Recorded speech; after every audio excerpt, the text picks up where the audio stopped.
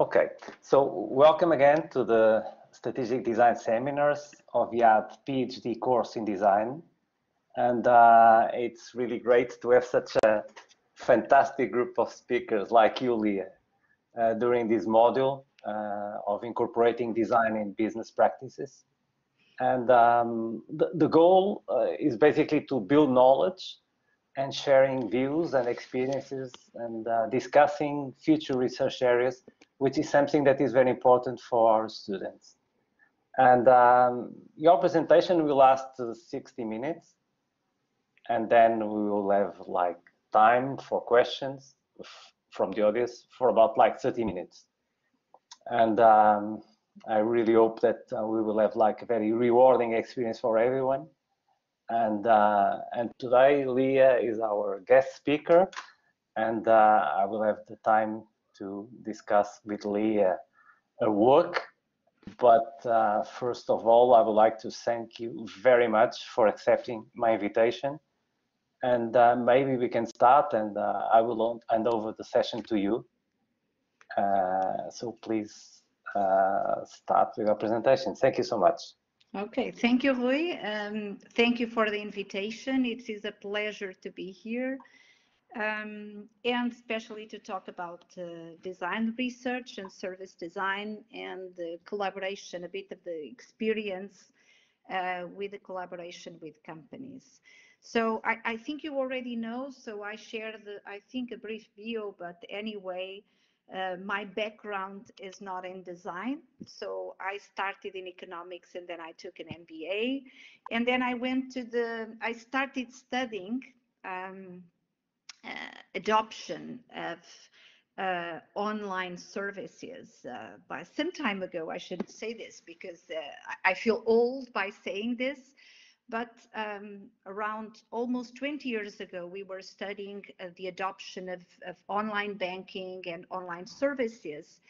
And that's when I came into service design, and not only on studying what and how people experience these different online services, but how can we design for the customer experience, multi-channel services, and then I went on collaborating with multiple people from the design area and from other areas. So it is my pleasure to be here, and I hope that I can contribute to encourage you and to help you doing research in this area. So my talk today is about service design research in collaboration with companies. And I know you are in a design doctoral program, so you know what service design is, but I will start by introducing service design very briefly for us to be all in the same page. And then going from service design to service design research. So what is the distinguish and how we approach service design research. And then I will describe and give two examples of two projects that we undertook in collaboration with companies. One is the MINDS method, the development of the MINDS method.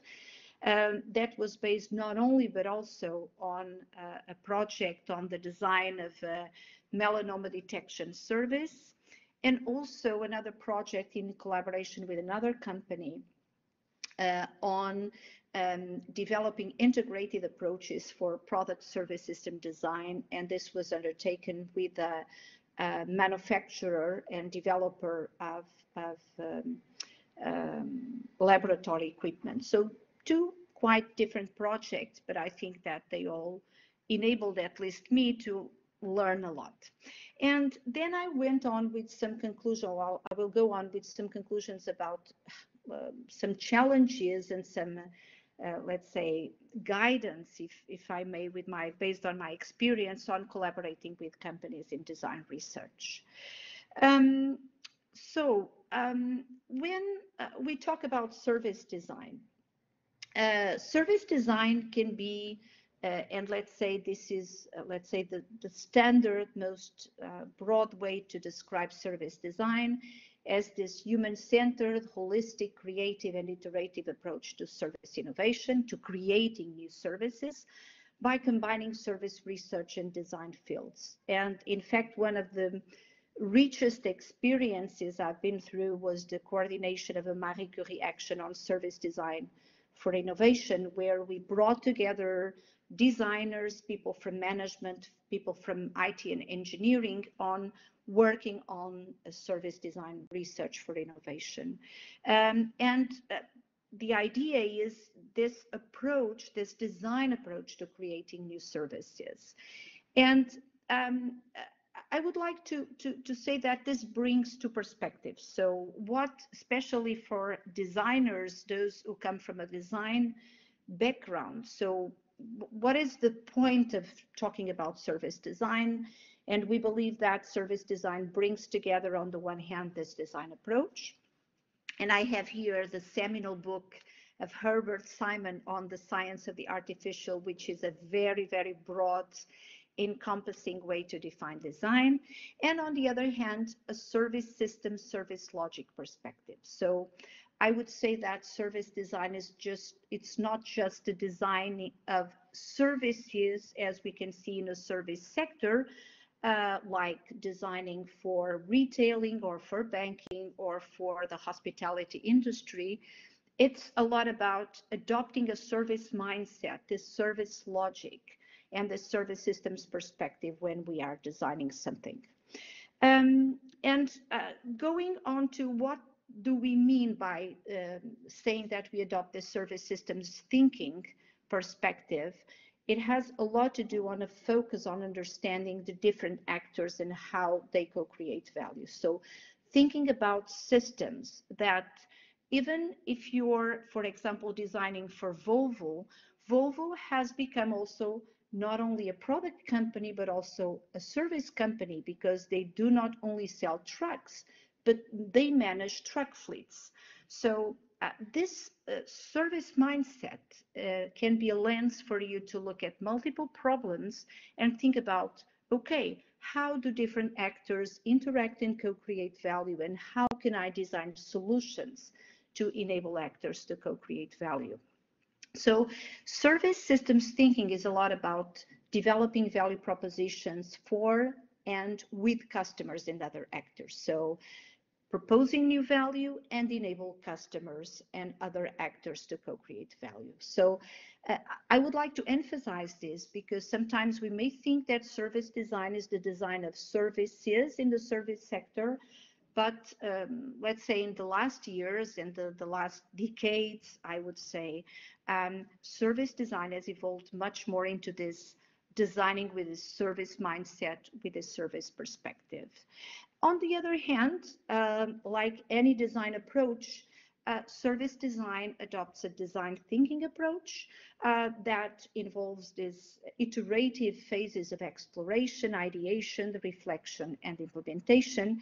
And I would say that this is no different from other design approaches. So let's say it's this service systems perspective with this design thinking, design approach, the creative, iterative, human-centered approach. I didn't say it in the beginning, but please interrupt me and ask questions if you want. And you don't need to wait for the 60 minutes to say it. So based on that, I would like to say that, okay, so far and until here, I've been talking about service design mostly as a practice. So service design as a way to create new service, new solutions, new ways of co-creating value with customers and multiple actors in service systems. Okay, so we are here not just for service design as a practice, but for service design as research, because we are in a doctoral program. So, and this was something that we discussed a lot also in the Marie Curie Training Network, because the research traditions of design and, for example, the social science approaches or social science fields are different in some ways. And I went on, and during those that exploration, we went on into exploring design research and service design research.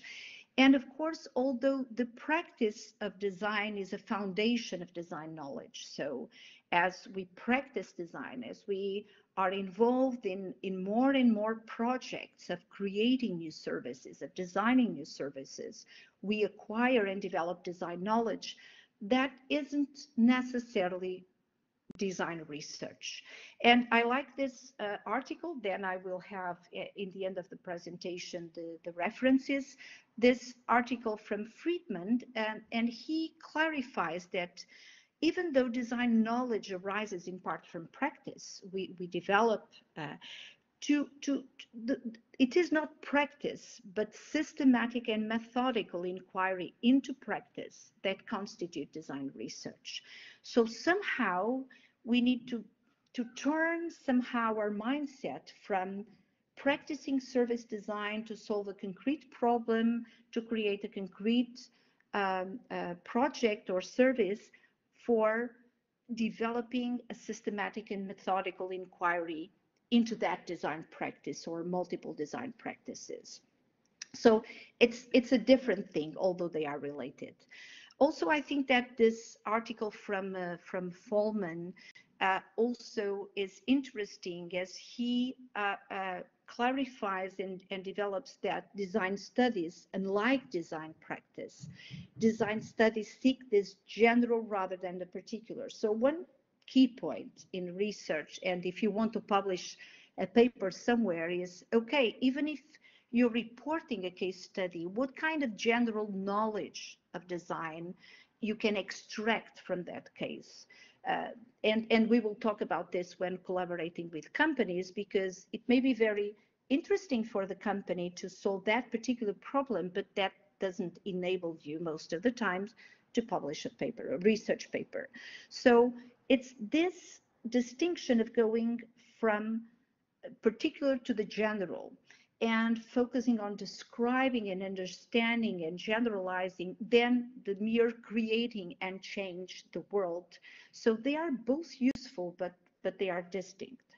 And many times, and mostly, you are trying to contribute to a cumulative body of knowledge. So many times when we try to publish, they ask, okay, so you solved that problem, but to what extent is that case study developing general knowledge that can be applied to other cases, generalization? And to what extent,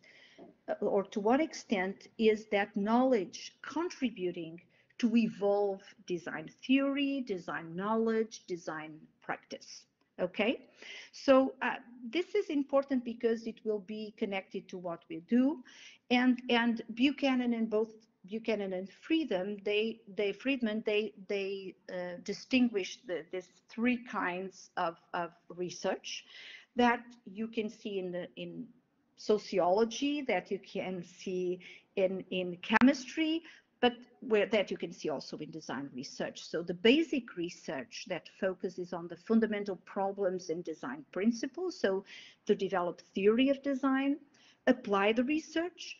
For example, the application of basic design research findings to classes of problems, for example, developing design principles for classes of problems, and clinical research, which applies the findings of basic and applied research to specific cases. And let me position, let's say, what I'm going to show you, the two cases, more as applied research. If you go, for example, to medicine and to, for example, the COVID example that we have here, let's say that the basic research is trying to understand how the virus works, how it decomposes, how it reaches the human body, how it enters the human cells. This is the basic research, and that many times is on the fundamental principles, like developing the fundamental principles and theory of design. And the applied research is like medical in research in terms of developing a vaccine. I'm developing a vaccine and I'm doing research because this kind of research enables me to tackle and to address a class of problems. Let's say it's like at the same time, if you go to chemistry or to physics on the basic research, and you think about engineering as applied science that uses the basic research to develop solutions for classes of problems. And the same way we can see it in design research. I would say that clinical research typically is less powerful in terms of the research contribution. Let's say that as we go down, the generalizability decreases, and for example, this kind of clinical research in terms of describing a case application of a certain approach or method typically is harder if it's just that. If it doesn't jump and broaden the contribution into a solution to a class of problems, it may be a bit more difficult to publish. Okay, so any questions so far? I would like to open it. If this kind of issues of positioning your research resonates with your concerns, or if it's something that you don't have. I think at the end we will have a lot of questions, and okay. we will discuss this in more detail here. Okay. Nevertheless, so if you would like to interrupt, go ahead, please. Okay. But if you have some question that you particularly would like to ask, please feel free to interrupt. Okay.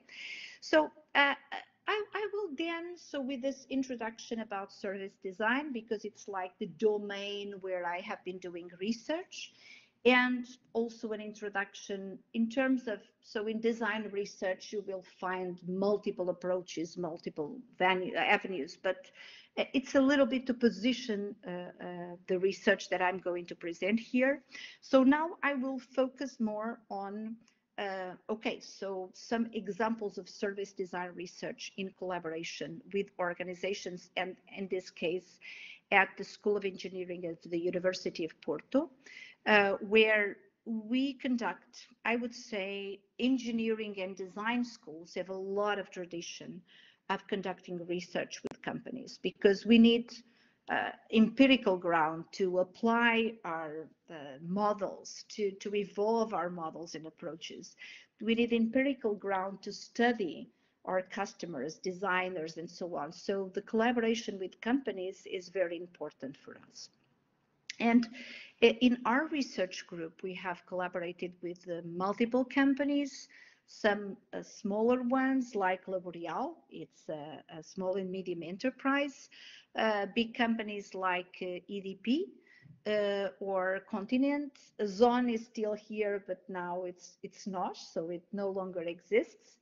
And from multiple areas, the Ministry of Health with the Portuguese government, multiple areas, transportation, banking, utilities, government, healthcare, retailing, multimedia, and so on. And from this experience, I picked these two projects because they were conducted in two different ways, two different kinds of collaboration with companies, and also they were published in two different kinds of journals. So one more in the service research, more I would say management, marketing, and another one on the design studies, more design oriented.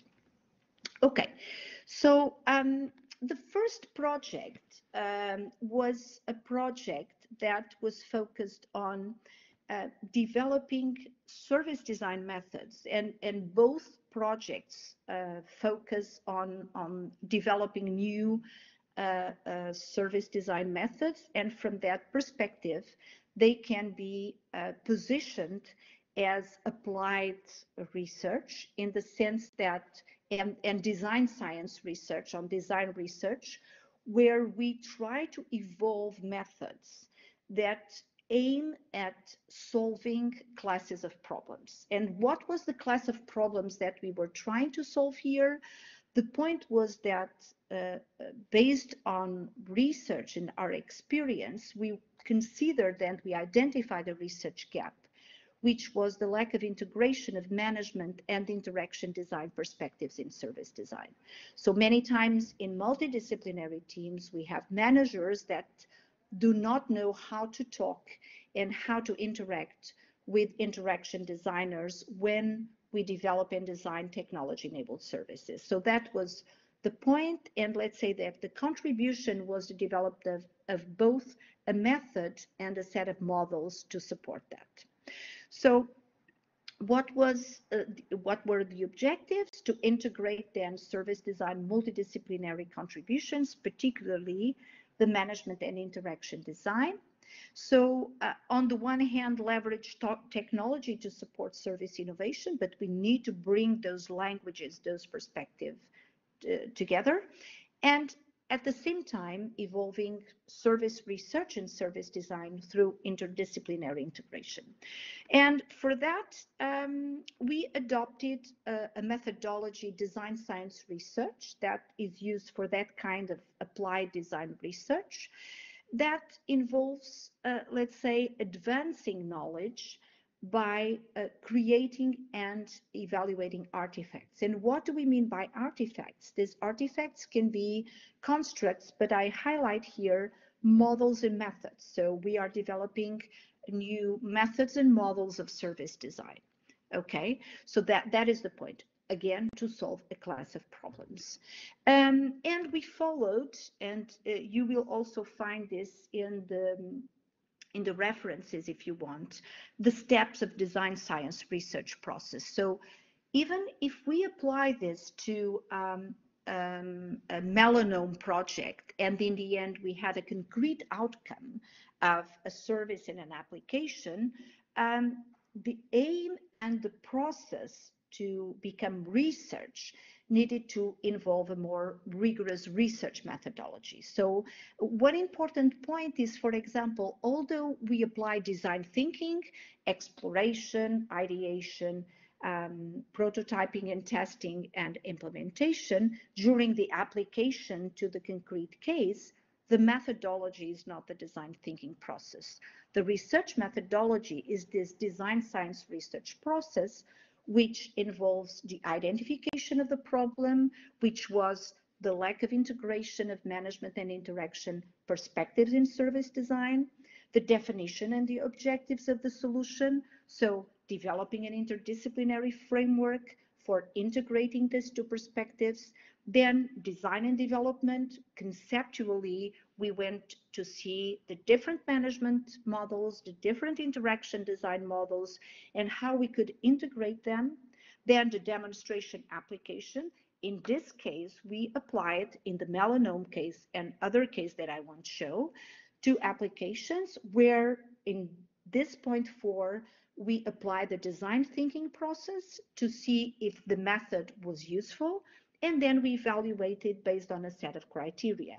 Did the new method helped the design team enhance their contribution, or was it could have hampered the process? So this is the research methodological process. So in this case, we had a collaboration with a company, or in this case with two companies. Glint, they develop software for healthcare, and Fraunhofer Institute, they are a applied research institute. And this was a project that was funded by what would be now a Portugal 2020 project. That is, it was a CREN by the time. We had funding, let's say, and by being a funded project, that means that we had to both deliver a new service that would be successful. That was a measure of the success of the project, but we should also have novelty research contribution on the other side. So this kind of collaboration with companies, which is different from the second project that I will show you, had, even if we had a collaboration with company, it had a research component. And that helped us because it enabled us to spend some time with the research, and also enabled us to say, okay, we need to do literature review. We need to do a rigorous methodology because we are in this research project that is funded. But I would say that the collaboration went super well. And we are still continuing to collaborate with this. So how did we do this? This was a 2-year project with 3 partners, so Glint, Fraunhofer, and Philp. And we had both people from service design, interaction design, and software development because we wanted to bring them together. And during the different stages, and especially in the application stage, where we had to conduct the exploration, the ideation, and the prototyping and testing, we, for example, did a preliminary identification of key stakeholders. We developed in-depth interviews. We developed in-depth interviews with dermatologists, general practitioners, in a cancer hospital and in a regular hospital. We also conducted 12 interviews with skin cancer patients. And this was for the exploration stage. And for the ideation, we conducted several workshops for the different phases of the design process, where not only we try to generate new ideas, but for example, that is the difference between a regular service design project and an application, is that, for example, for every workshop that we did, we were very careful in saying, okay, who is participating? It's not just the social demographics, but in this case, what is the role they play in the design team? What is their background? How many years of experience they have? What is the role they play? So this kind of let's say, rigorous methodology that we need to have. Also, at the end of each workshop, it's not only the results in terms of the ideas that are generated, but we always conduct a kind of debrief where we try to understand whether, for example, the models and the approaches that we use have been useful or not. What are the advantages? What are the things that should be improved? So this is a kind of, even in the application, you need to be there always with a researcher mindset. Okay, so we conducted patient testing, focus groups, and this was the methodology. So in the end, I will show you some of the models that we developed. So we went to the customer value constellation models that are used to design service concepts, for example. Usually what we do in service design, and that comes from a more management perspective, what you see here at the Get Dermatological Care, we have the main goal or activity that we want to support from the customer, and then we map the different services that are available. So if you want to get dermatological care, you can go to the public dermatology service, you can go to the free screenings, you can go to the primary care, to the healthcare shared services. And then we try to bring it from interaction design, the affinity diagrams, and the exploration of multiple ideas with the post-its, and we brought together these two perspectives. So we try to explore the multiple possibilities for the new service. Then we integrated in the service system navigation. So the service system navigation, once you define what kind of service you want to offer, the service system navigation depicts and defines or represents how the customer may navigate the system. And for example, here, the patient, and we integrated both the more, let's say, schematic way to represent the different flows that the customer may want to follow with a macro service blueprint, which is the service system navigation, with storyboards. So, for example, the patient may start with an initial warning, for example, from a friend, and then install the application of the new service, then link it with the electronic health record so that the patient can register the information, describe the mole so that you can have, take a picture and upload it, and then set reminders so you can continue to upload new pictures. And then we draw on the system on how everything must work with the family physician, the dermatologist, and so on. So again, we try to integrate. And for that, so we use this in the ideation workshops, and then we tested this kind of diagrams. So we also drill down to more specific interaction points. This is, for example, a touch point of describing the mole, and we brought together more management-oriented members of the design team with interaction designers to see how we could explore the more detailed design of this service encounter in the platform, so in the app. And then we prototyped. This was the functional prototype that was developed. So we used and we tried to use these models and see to what extent this approach and these models could help enhance the service design process. Okay, so in the end, and this is very important, particularly when you are conducting research and not just applying something to a specific problem, we try to evaluate the method and the process. So we try to evaluate based on the criteria from Forlisi, Zieberman, and Evanson in terms of process, invention, relevance, and extensibility.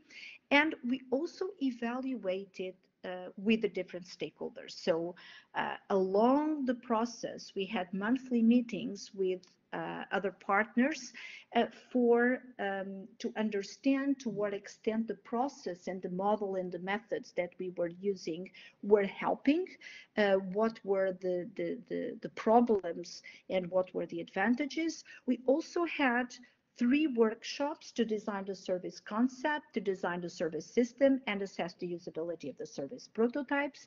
And also at the end of each of these 3 workshops, we had a debrief to understand to what extent the method and the models would help.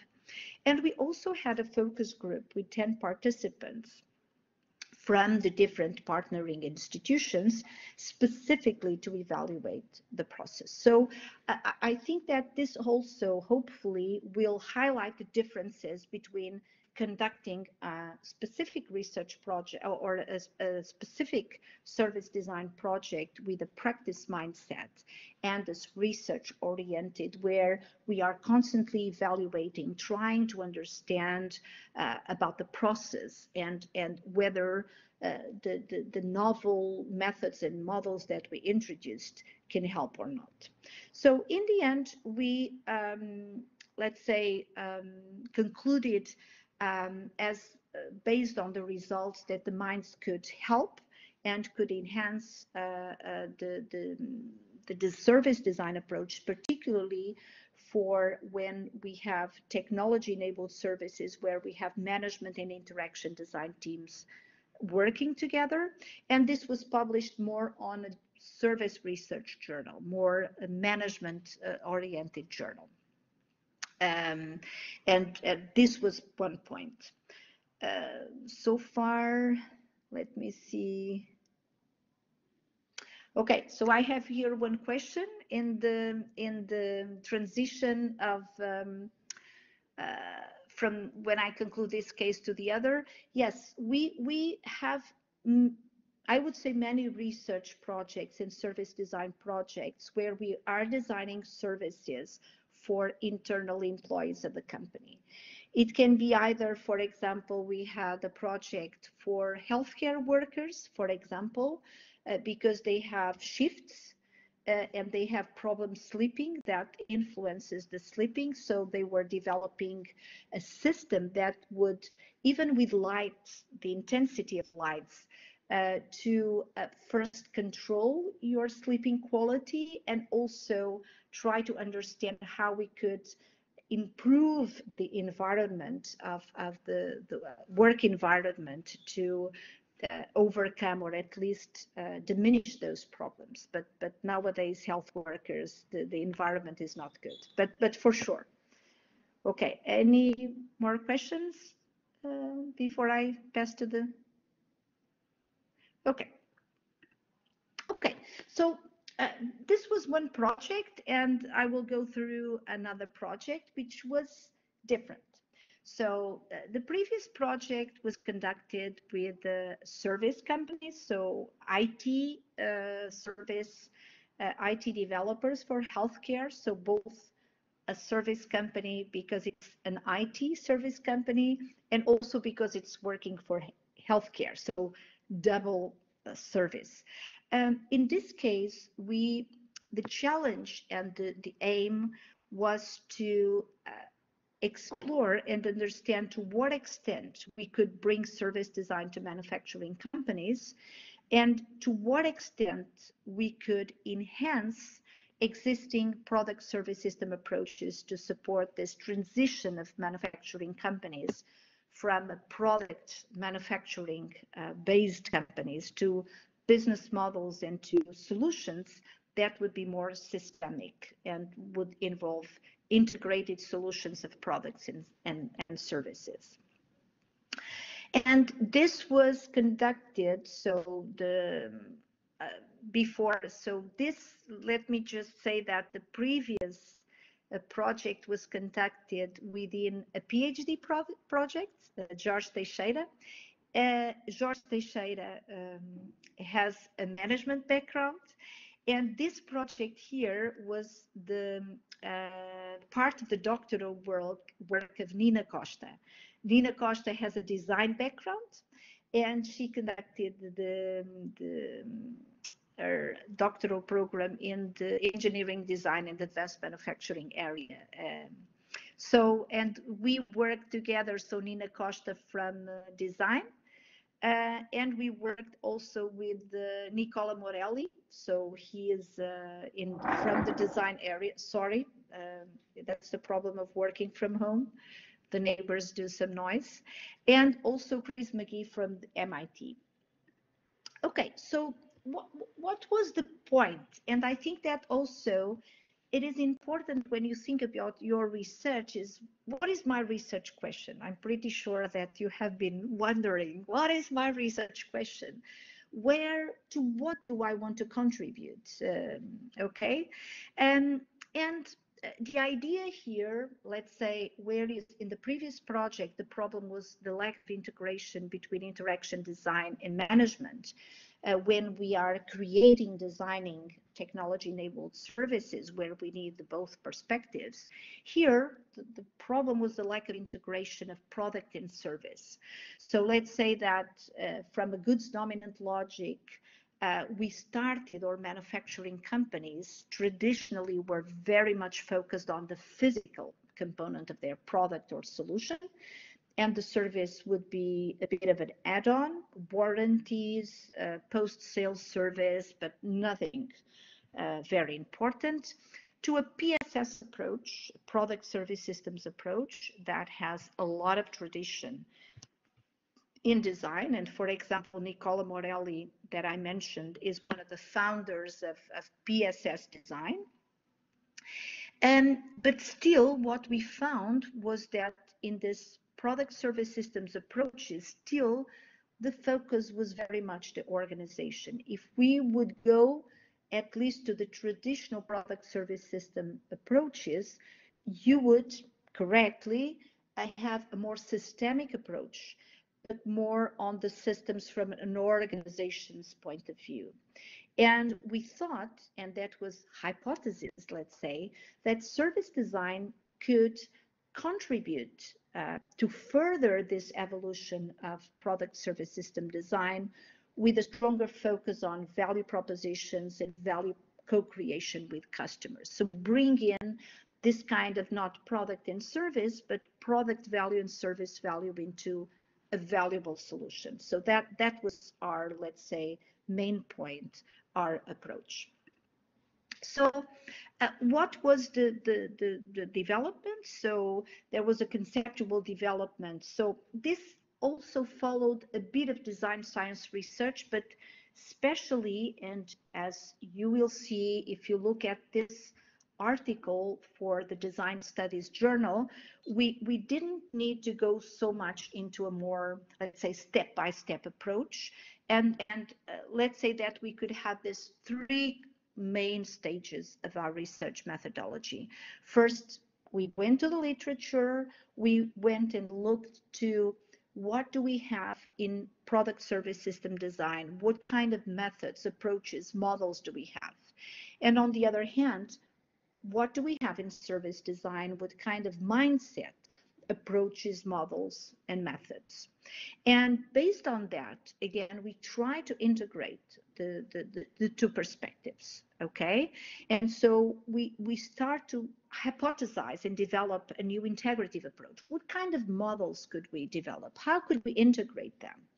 And then, and this is iterative, of course, this is not sequential, because we continuously go back and forth, because as we apply, we may find out that we need something more, and let's go back to the literature and to see what's there.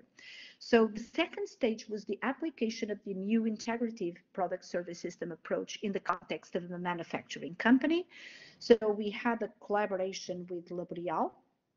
And finally, again, the evaluation of the application, because the point is not that it's just you go there and you apply something new. You need to know whether it was better or worse. Did it help, or did it make things more difficult?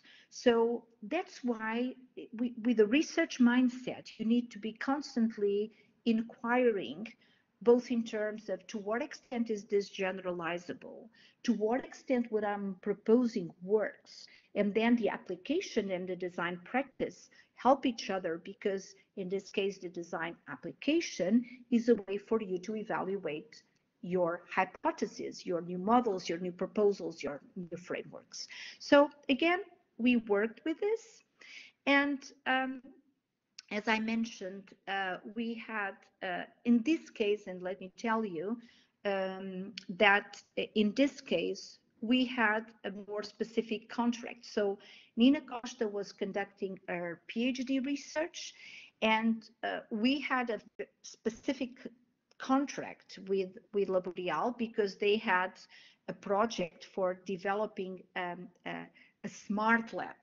They wanted to go beyond the development and selling of particular equipment like fume cupboards, tables for conducting experiments, and so on. So if you go to L'Oréal and if you check the website, you will see that, I'm not sure if you know what fume cupboards are, but they basically are a kind of equipment where you conduct, for example, chemical experiments, that you go there, and because they produce toxic gases, it extracts those gases. So if you take a look on the website, you will easily see what it is. So they wanted to move from selling equipment to selling a system of a smart, intelligent lab. So what Nina and we did, so Nina did most of the work, of course, was to go through the service design process of exploration, prototyping and testing and implementation, and to see what kind of models we could find both from service design and from PSS design, and how could they be integrated to help manufacturing companies design more integrated solutions. So this is basically what this slide means. So how and what kind of contributions we could make.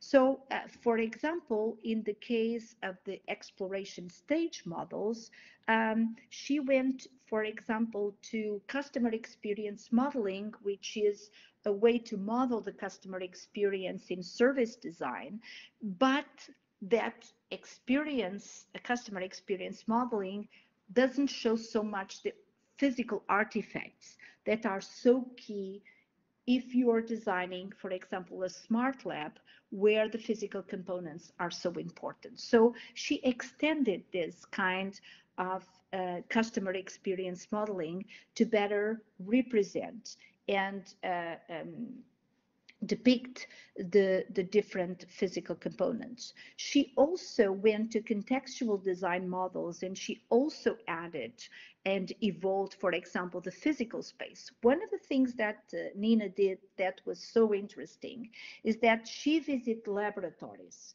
She did some ethnography. She spent some time there trying to find out and mapping how people would move around the laboratory. So what were the problems that they had?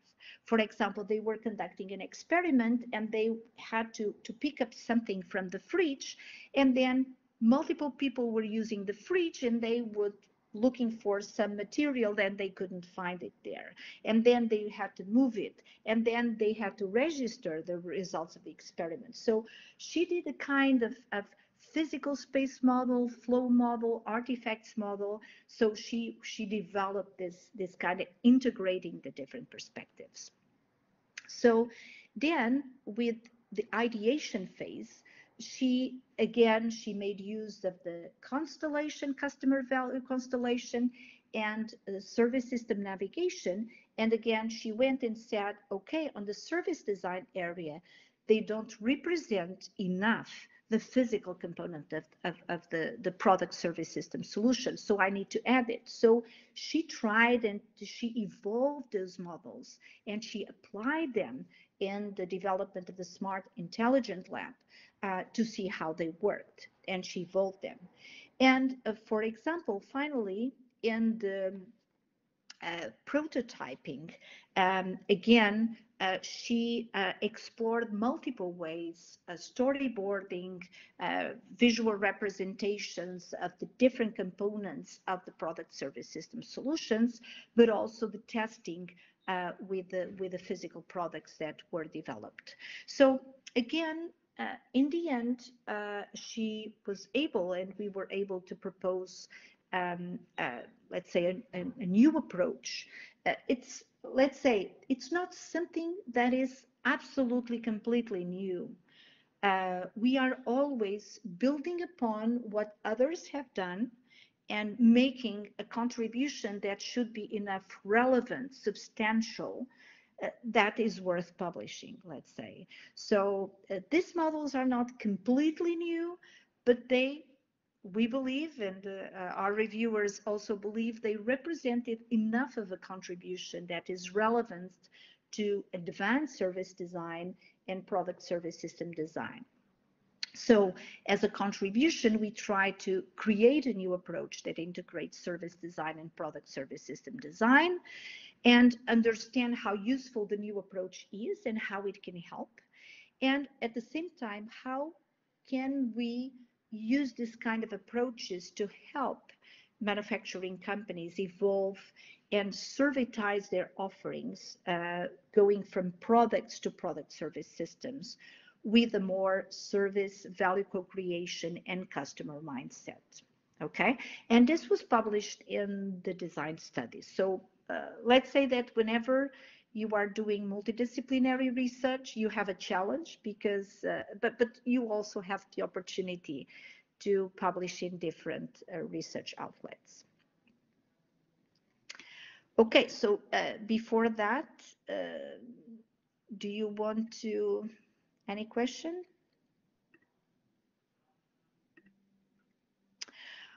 Okay, so, and because we are reaching the time limit, and I have a few more slides here.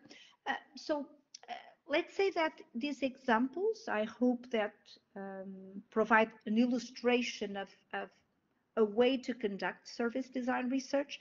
Of course, this is not the only way. You have many ways, many kinds of contributions. So these are examples where we develop new methods, models, and approaches, but you can contribute, for example, with another PhD student that has already graduated. We published an article on, it was a literature review, systematic literature review on multiple perspectives, multidisciplinary perspectives on service design. So to what extent service design is multidisciplinary, and what is the contribution of the different areas. This was different, very different from this one. So you can study the practice of designers, for example. Another student was studying, so we run, for example, the application of service design in projects with startups, technology startups, and she conducted multiple case studies to understand how they implemented, what were the challenges, what were the contributions of service design. So these two examples are just are just a few examples. You can conduct multiple ways. But I would like to spend my last minutes on talking about the challenges of the collaboration with organizations. And let's say that these two projects were very different in the sense that in the first one, we were collaboration within a research project. So they understood that we were conducting research and we had, let's say, concerns, and we would conduct efforts to make sure that we were following a rigorous methodology, that we had research outcomes that were valuable and publishable. But in the second case, the company was just, okay, I make an agreement with you, but I'm interested in developing this project. And I have to say that although it's a kind of still long-term project, because it's the development of a new big concept for the company, harder. So, and based on that, I would like to think about some reflections. One of the reflection I had is that when we are conducting research with companies or with organizations, we need to have some ambidexterity, which means that we need to know how to write with both the left hand and the right hand. So we need to have always two things in mind, because the organizations don't think usually in terms of research. So, and let us see, especially when we were working with L'Oréal, they were interested in how do we contribute to their organizational goals. They want to develop the smart energy lab, or the smart lab. Whereas we were okay, we want to contribute to that project, but in the end, we want to contribute to the body of knowledge in design. Okay, the organization wants to solve a concrete problem, but solving a concrete problem is not research and is not publishable. We need to think of how do we generalize to a class of problems in a way that is a research contribution. Okay, in the organization, that application to the development of the smart lab, the intelligent lab, was the focus, was the end in itself. But for Nina, that application was instrumental to apply and evaluate the method and models that she was developing. Okay, for them, it's good enough. They don't need rigor. They don't need to know how you designed your sample, how you conduct it, if you have an interview protocol, and everything. But you don't publish without methodological rigor. And they have a much shorter term view, whereas we have a long-term view. So the point here is not that we are going to, and I think one of the secrets is okay, the organization won't think in terms of research.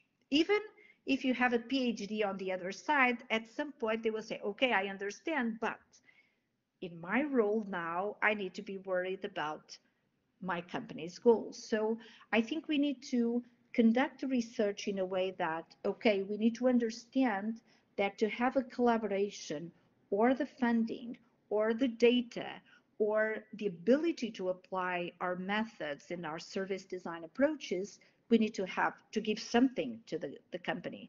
But at the same time, we need to get home or get to the office after working with a company and still have something to develop as a research. So some recommendations, I don't know if I should say so, but this is just based on my experience. This is not a rule and doesn't aim to be a kind of more general recommendation. I think that we need to explore a shared problem. So try to find a shared problem with this ambidexterity. So I think that, and we need to be clear with companies that I think if we want to conduct research, we shouldn't look for organizational problems that are very easy to solve with a 3 months uh, project. Okay. Uh, we can, for example, if they run many 3 months projects, maybe we could go there and try to analyze, study their design processes, for example, and try to improve and try to propose something. And after many 3 month projects, we could reach something. Or if it's a big project that is very complex and requires some reflection, research, then we can find a space that is common. Okay, you can also say, okay, it's a concrete problem, but it enables me to collect a lot of data that is important for my research. Okay, and even if you are working with a company, I would say that this is part of the experience. A PhD is a long project. So your research question in day one or in the first 6 months won't be the same as after 2 years. So stay open to opportunities as you go along to see, okay, so now I found this, this may be interesting, and I connect this with what I read in that paper or what I saw in that conference that could be interesting to explore. So I think that finding a good problem that can lead to a shared research space is an important point. The other point is communication. And on the one hand, I think it is important for us to use and speak the organizational language and softly introduce the novel research concept. I think that if they see you as a researcher, they expect you to bring something new, to bring them the state of the art, but at the same time, don't speak too much of the state of the art that at some point they say, okay, this is not something I understand. Also, my experience is always be constructive to overcome resistance, because whenever we reach to a company as a researcher, someone feels threatened. Someone will feel, okay, why are they here? I could be doing that. I wouldn't need a research team to do this. So I think it's important for you to be very constructive, to try to understand in the organization who may feel threatened and try to find a positive way for you to collaborate. And also, I think one of the challenges is management of the time frames, manage expectations. For example, I would say that the first workshops with the companies, they were expecting everything to be solved after the first 3 workshops. And we were saying, you are being overly optimistic. This is not the way. And so the reaction was not good in the first workshops, but after some time, they found that there was value in this approach. One of the key ways to overcome this problem is to make intermediate presentation of results. For example, after a workshop, you may do a debrief with the company with the main points. Let's say that those conclusions are not publishable, but they are super useful for the company. And then you can spend time on a more rigorous analysis of the data for you to publish afterwards. Okay. And very important, plan time during and after the empirical work with the company for research and publication process. My experience with PhD students is that you always underestimate the time you spend to publish something. You say, okay, I've done such a nice empirical work. This is so good. Just I will write an article in a month. No, it's so hard. don't forget to have time for the writing part. Okay, so, and I would like to finish with provocative slide, which is, okay, this had some animations, but let me say, this is the scientific paper of fraud. And this wasn't said by me, this was said by Peter Medawar, and he is a Nobel laureate in medicine, so no joking. So, and I would say that I like this very much. And when I was part of a course on research methods, this was the starting article. And if you look at it on the internet, you can find his speech. And what he means is that by asking, is the scientific paper a fraud? I do not, of course, mean does the scientific paper misrepresents the facts. He's not saying that Trump is now a PhD researcher conducting research with alternative facts.